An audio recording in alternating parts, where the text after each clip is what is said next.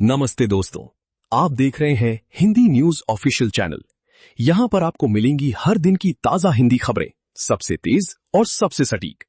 देश विदेश की बड़ी खबरों से लेकर राजनीति, मौसम, टेक्नोलॉजी और ट्रेंडिंग टॉपिक्स तक हर अपडेट हम आपके लिए लेकर आते हैं आसान और साफ भाषा में। तो जुड़े रहिए हमारे साथ और सब्सक्राइब करना ना भूलें, क्योंकि हिंदी न्यूज ऑफिशियल चैनल पर मिलती है हर खबर सबसे पहले। नमस्कार दोस्तों, स्वागत है आज की इस बड़ी रिपोर्ट में। आइए जानते हैं 23 मई 2026 की उत्तर प्रदेश विकास की 4 प्रमुख। नमस्कार।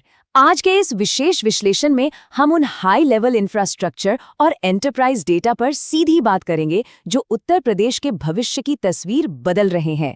स्थानीय स्तर पर बेहतर नीतियां बनाने के लिए इन आंकड़ों को समझना बहुत जरूरी है। तो चलिए बिना किसी देरी के सीधे काम की बात पर आते हैं। चीजों को साफ और स्पष्ट रखने के लिए हमने आज के इस पूरे डेटा को 4 प्रमुख रणनीतिक हिस्सों में बांटा है। पहला, ग्लोबल इंटीग्रेशन और व्यापार। दूसरा, युवाओं का कौशल और रोजगार। तीसरा, कृषि इनोवेशन। और चौथा, हमारे पब्लिक इंफ्रास्ट्रक्चर का आधुनिकीकरण। तो आइए हमारे पहले पिलर से शुरुआत करते हैं, ग्लोबल इंटीग्रेशन और व्यापार। देखते हैं कि कैसे स्थानीय संसाधनों को विश्व स्तर पर एक नई और मजबूत पहचान मिल रही है। अब जरा इस टाइमलाइन पर नजर डालिए। वाराणसी में होने वाला आगामी ब्रिक्स समिट कोई आम कूटनीतिक बैठक नहीं है। 4 और 5 जून का यह आयोजन शहर की सांस्कृतिक और आतिथ्य विरासत को पूरी दुनिया के सामने पेश करने का एक बहुत ही शानदार और रणनीतिक मौका है। इससे एक मजबूत इंटरनेशनल ब्रांडिंग सुनिश्चित हो रही है। और इसी ब्रांडिंग का एक बड़ा हिस्सा है वन डिस्ट्रिक्ट वन कुजीन पहल। देखिए ये काम कैसे करता है। 75 अलग अलग जिलों के खास व्यंजनों की पहचान की गई है और उन्हें सीधे ग्लोबल ट्रेड से जोड़ा जा रहा है। इंग्लैंड और इटली जैसे बड़े मार्केट्स को टारगेट करते हुए एक्सपोर्ट पैकेजिंग को अपग्रेड करने के लिए उद्यमियों को 25 लाख रुपए तक की भारी भरकम सब्सिडी दी जा रही है। मतलब हमारा स्थानीय स्वाद अब सचमुच एक ग्लोबल कमोडिटी बन रहा है। चलिए अब अपने दूसरे पिलर की ओर बढ़ते हैं, युवा कौशल और रोजगार। समझते हैं कि एक इंटरनेशनल और एक्सपर्ट वर्कफोर्स का निर्माण कैसे हो रहा है। ये आंकड़ा देखिए, 2.29 लाख रुपये प्रति माह। रोजगार संगम पोर्टल के जरिए राज्य के नए वोकेशनल पुश का ये एक बहुत ही शानदार परिणाम है। जो नर्सिंग डिग्री धारक हैं उन्हें जर्मनी में असिस्टेंट नर्स के पदों पर सीधे इतने बेहतरीन पैकेज पर नियुक्त किया जा रहा है। ये अपने आप में दिखाता है कि कैसे हमारे टैलेंट को सीधे वैश्विक मौकों से जोड़ा जा रहा है। और ऐसा नहीं है कि मौके सिर्फ विदेशों में हैं, घरेलू मोर्चे पर भी तेजी से काम हो रहा है। सरदार वल्लभ भाई पटेल कृषि विश्वविद्यालय में ही 30 से ज्यादा नए शॉर्ट टर्म और वोकेशनल कोर्स शुरू किए जा रहे हैं। इसका सीधा सा मकसद है युवाओं को आधुनिक खेती और वैल्यू एडिशन की ट्रेनिंग देना, ताकि वे खुद का रोजगार शुरू कर सकें। इसी के साथ हम आते हैं अपने तीसरे पिलर पर, कृषि इनोवेशन और उद्यम। ये हिस्सा हमारी अर्थव्यवस्था की रीढ़ को पूरी तरह से आधुनिक बनाने के बारे में है। इस तुलना को देखिए, ये काफी दिलचस्प है। नई कृषि उद्यमी स्वावलंबन योजना ने एक बहुत बड़ा वैचारिक बदलाव ला दिया है।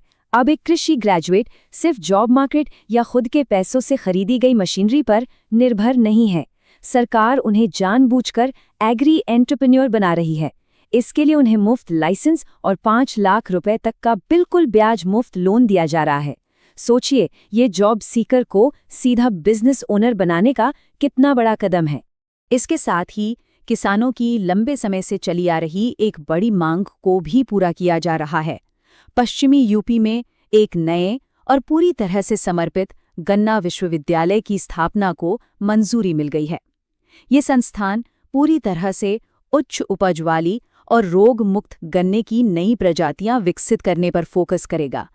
इस अहम चीनी उद्योग के भविष्य को सुरक्षित करने के लिए ये बहुत ही महत्वपूर्ण फैसला है। अब ये तथ्य आपको वाकई हैरान कर देगा, 44 डिग्री सेल्सियस की भीषण गर्मी में उगने वाले सेब। जी हाँ, आचार्य नरेंद्र देव कृषि विश्वविद्यालय ने पूर्वांचल के मैदानी इलाकों की झुलसाने वाली गर्मी में अन्ना नाम की इस सेब की वैरायटी का बिल्कुल सफल परीक्षण कर लिया है। कृषि अनुसंधान सचमुच भौगोलिक सीमाओं को तोड़ रहा है। इसके रणनीतिक फायदे बहुत जबरदस्त हैं। ये वैरायटी न सिर्फ इतनी गर्मी झेल सकती है, बल्कि सिर्फ 3 साल में ही फल देने लगती है। साथ ही ड्रिप सिंचाई से पानी की भारी बचत होती है और किसान इसके साथ लाभदायक इंटरक्रॉपिंग यानी सहफसली खेती भी कर सकते हैं। गर्म जलवायु वाले पारंपरिक किसानों के लिए कम पानी में हाई मार्जिन वाली फसल उगाने का ये एक बेहतरीन विकल्प बन गया है।